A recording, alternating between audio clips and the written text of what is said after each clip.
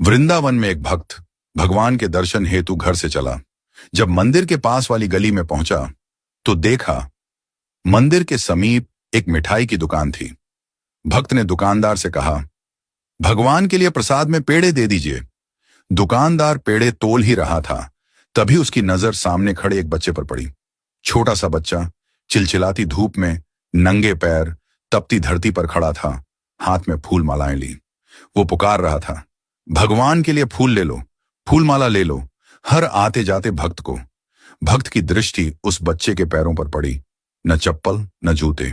धरती इतनी तप रही थी कि बच्चा कभी एक पैर को ऊपर रखता तो कभी दूसरे को। वो तपन से बचने की कोशिश कर रहा था, पर आवाज में समर्पण था, श्रद्धा थी, प्रेम था भगवान के लिए। भक्त से यह देखा न गया।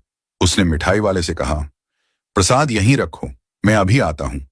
वो पास की चप्पल की दुकान पर गया, नन्हे से बच्चे के लिए चप्पल खरीदी, फिर लौटा और बोला, लो बेटा, इसे पहन लो। बच्चे ने चप्पल देखी, फिर उस व्यक्ति को देखा, फिर आंखों में आंसू आ गए।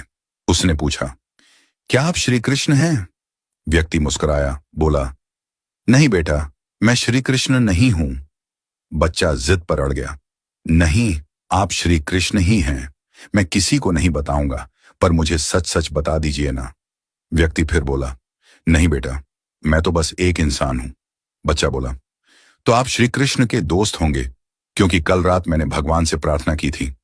भगवान, बहुत गर्मी है, मेरे पास चप्पल नहीं है, मेरे पैर जलते हैं, कृपा करके मुझे चप्पल दे दो। और आज आप आए चप्पल लेकर, इसलिए आप जरूर उनके दोस्त हैं। उन्होंने खुद नहीं आ पाए तो आपको भेजा है। यह सुनकर भक्त की आंखें भी भर आईं। उसने बच्चे को गले से लगा लिया और कहा, हाँ बेटा, श्री कृष्ण ने ही मुझे भेजा है। अब धूप में तुम्हारे पैर नहीं जलेंगे। तुम छांव में खड़े होकर भी फूल बेचोगे और तुम्हारे फूल जरूर बिकेंगे। बच्चे ने झुककर उस व्यक्ति के चरण छू लिए और मुस्कुराकर बोला, भगवान कितने दयालु हैं ना, कितने व्यस्त रहते हैं, पर फिर भी अपना कोई दोस्त भेज ही देते हैं। व्यक्ति ने प्रसाद लिया, बच्चे से फूल माला ली और मंदिर जाकर भगवान से कहा, प्रभु धन्यवाद, आज आपने मुझे आपका मित्र बनने का अवसर दिया। दोस्तों, भगवान सबको एक मौका देते हैं उनका मित्र बनने का। यह हम पर निर्भर करता है कि हम उनके इस निमंत्रण को पहचानते हैं या नहीं।